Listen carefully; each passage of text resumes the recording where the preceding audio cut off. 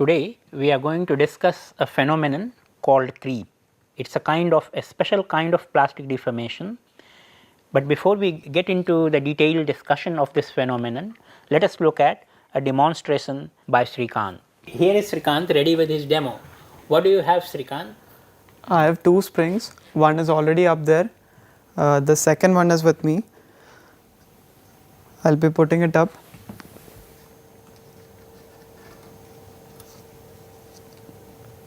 Okay, and I will be marking the end points of both the springs.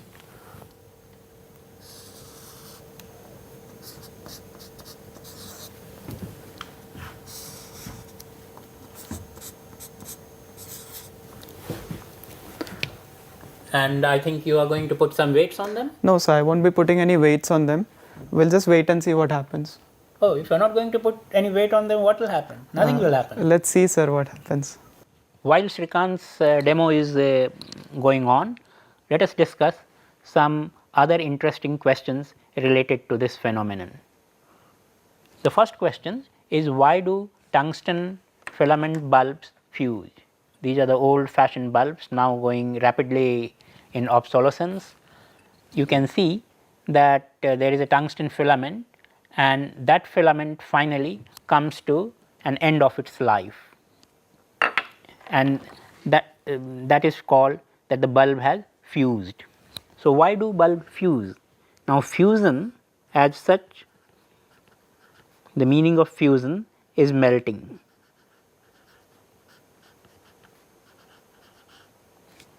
But does the bulb filament really melt? The filaments are made of, these filaments are made of tungsten, and the melting point for tungsten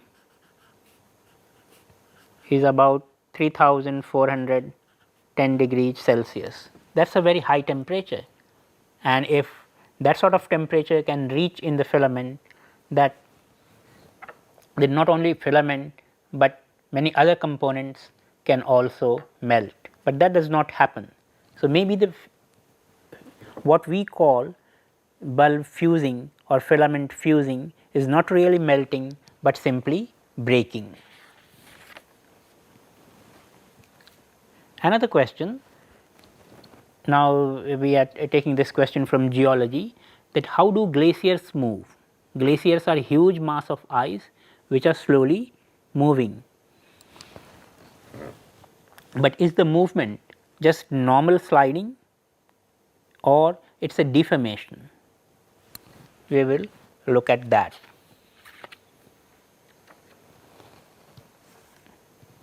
And our final question is, what limits the life of jet engine turbine blades?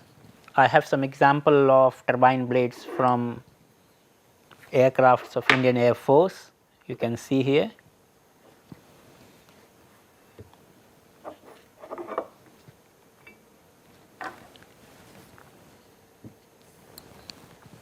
These are 3 turbine blades from different turbine of aircrafts.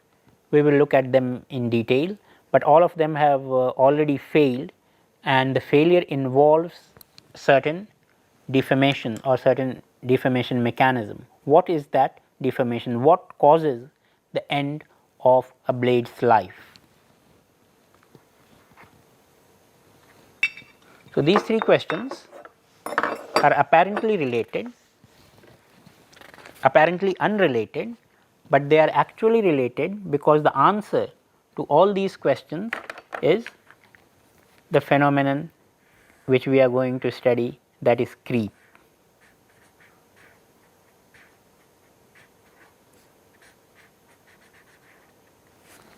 So, the tungsten filament bulbs fuse because the tungsten filament actually fails or breaks by creep.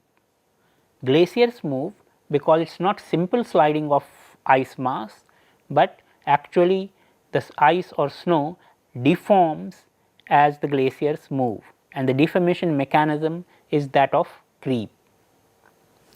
And the limit of the life of jet engine is also decided by the creeping of the blades.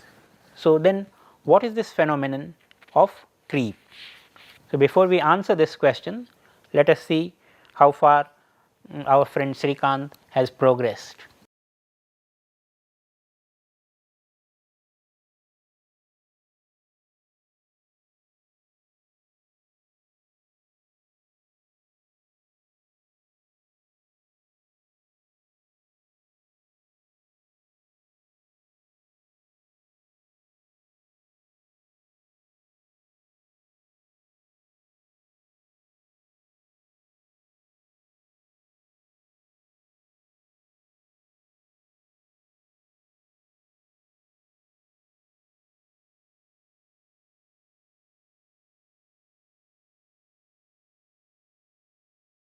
Yes, Srikant, what do you have now?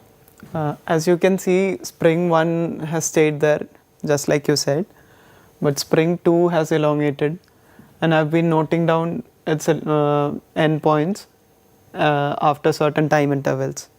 So I can say it's growing as a function of time without you increasing the load on it.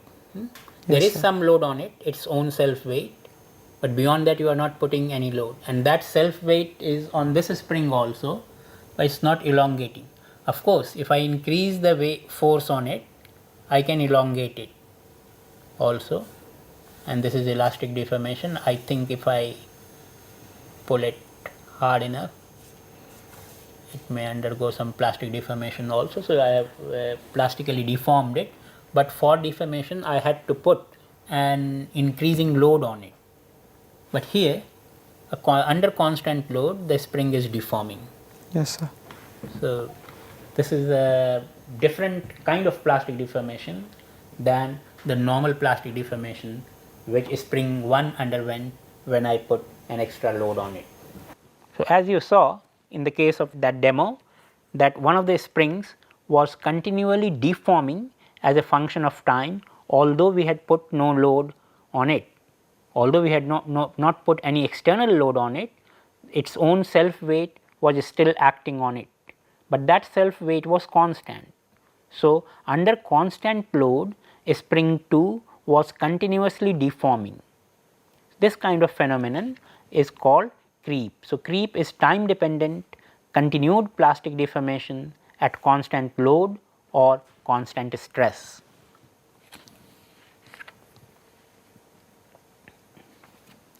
The results of creep test is usually plotted as a creep curve, where we plot strain as a function of time, because we are keeping the stress constant. So unlike the stress strain diagram which we had before, constant stress, we have a strain time diagram, because it is a continued plastic deformation as a function of time. So strain is plotted as a function of time. So if you plot strain as a function of time, you get what is called a creep curve. At time t is equal to 0, there will be some initial deformation as soon as the load is put on the material. After that, even though load is not being increased, as a function of time, material starts to deform, and so the strain builds up.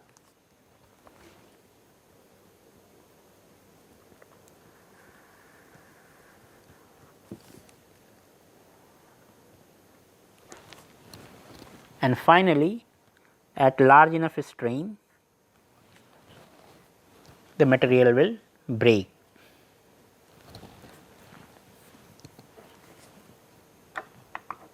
So you can see here that this is a typical creep curve of a strain as a function of time with constant stress. 3 stages are seen here. It's common to divide it in 3 stages: stage 1, stage 2 and stage 3. So let me write this. So the first stage is stage 1, it is also called primary.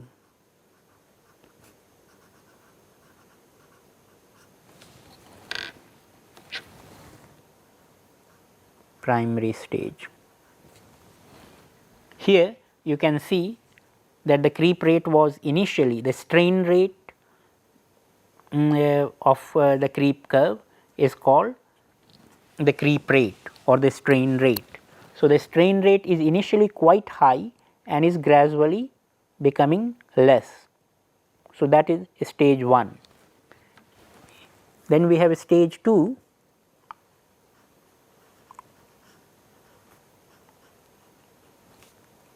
It is also called secondary creep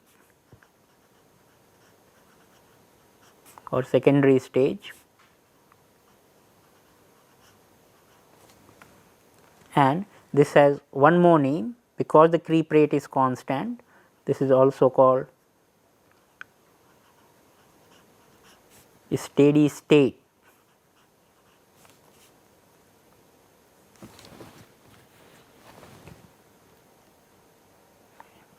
Steady state creep. And finally, at the end of the steady state creep, the creep rate again begins to rise and finally leads to fracture. This is called stage 3.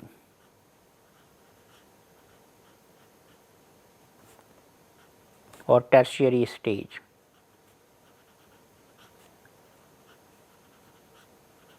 So, we have stage 1, stage 2 and stage 3, primary, secondary or tertiary, and the secondary stage also known as steady state creep because the strain rate is constant. This constant strain rate is important in the design of creep design or creep life of material, and this is called the steady state strain rate, which is the slope of the curve in the steady state regime.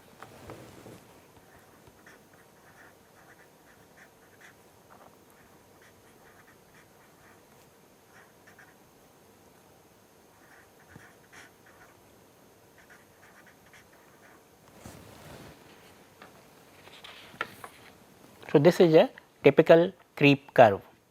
Now, the question is why in this case we had a strain as a function of time, whereas in the previous plastic deformation studies which we had, the stress strain curve, we associated a given strain for each stress.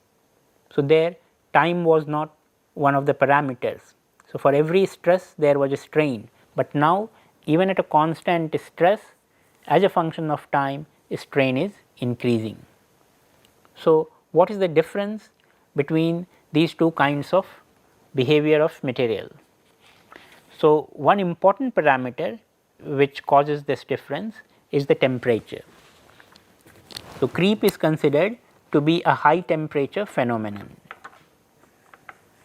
and by high we mean with respect to the melting point. So, the same room temperature can be high for one material and can be not so high for the other material.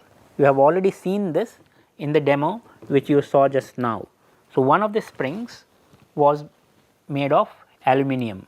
So, the spring which did not deform, so spring 1, a non-deforming spring,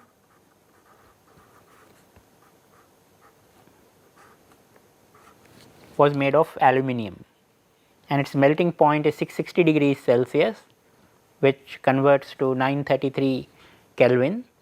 And if we take the ratio of room temperature, which let us take as 300 Kelvin,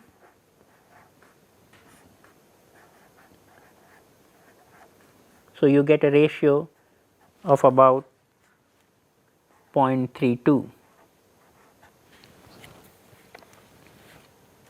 Whereas for the lead tin solder wire, your spring 2 in the demo was lead tin solder wire, and as you remember from your phase diagram studies that a eutectic solder has a melting point of 183 degrees Celsius. So, if you take that as the melting point and convert it into Kelvin, which is 456, then the same room temperature for 300 Kelvin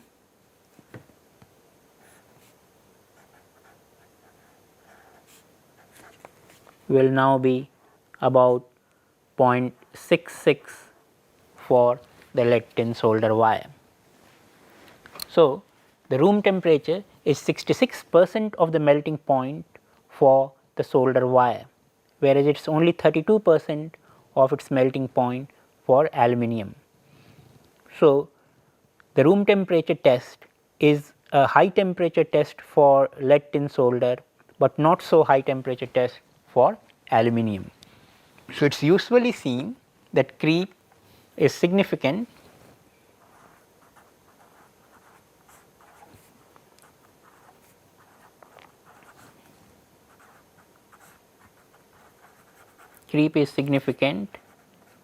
at temperature greater than about 0.5 Tm.